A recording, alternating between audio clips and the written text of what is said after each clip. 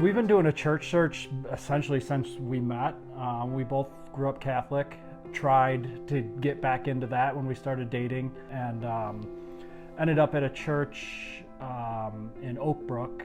Loved the pastor there, loved our time there, but the commute with the kids and everything was just too much when we moved to Lamont. Yeah, and I do feel like at some point once we had the, smaller kids, we just figured it was not our season for church. It did not bring us joy. It was not a calm process to get these kids there on time, quiet, clean. And so we're just kind of like, church isn't for us right now. We'll come back later. We showed up one Sunday and I was like, oh, I think this is our place. Like this can work. Yeah, you went without me. I remember you came home and they said something like, you need to come see this church. Like, I found it. Yeah, and it was just very enjoyable. There was great music and I could drink my coffee in peace. The kids were happy and safe somewhere. And it just really felt like a great fit at that point. Yeah.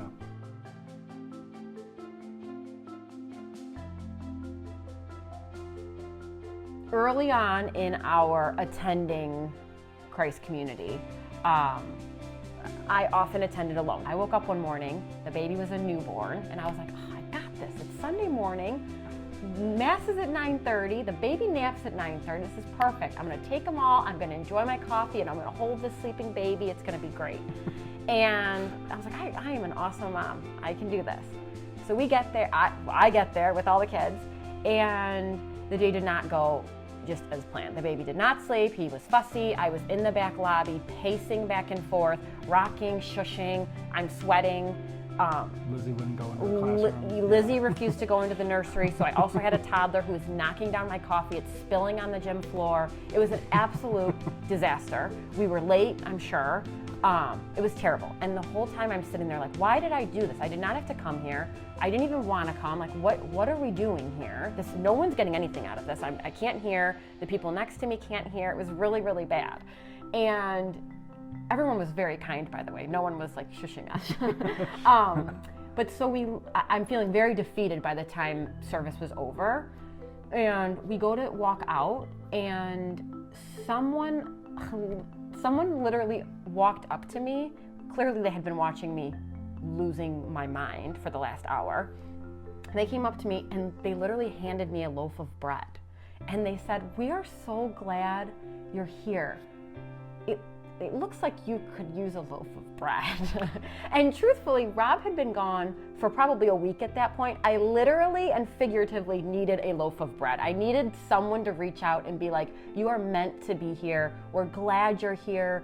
Your train wreck of existence did not bother us. We see you, we value you, you're welcome here. And that for me was like, we are exactly where we should be. And I called Rob after, I'm like, someone gave me a loaf of bread. And he's like, what's going on? I'm like, I have no idea. I have no idea. All I know is like, we have lunch and someone noticed me and acknowledged me and I feel so happy.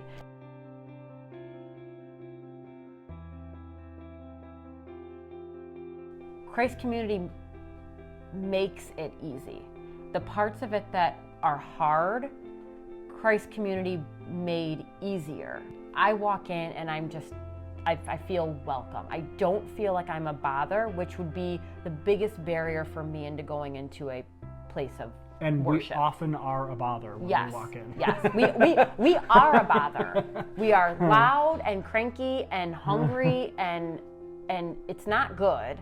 And I have never felt that way in that building. I've always felt like your loud and craziness is welcome here. And even the one time you did feel that way, someone gave you a loaf of bread. Gave me a loaf of bread.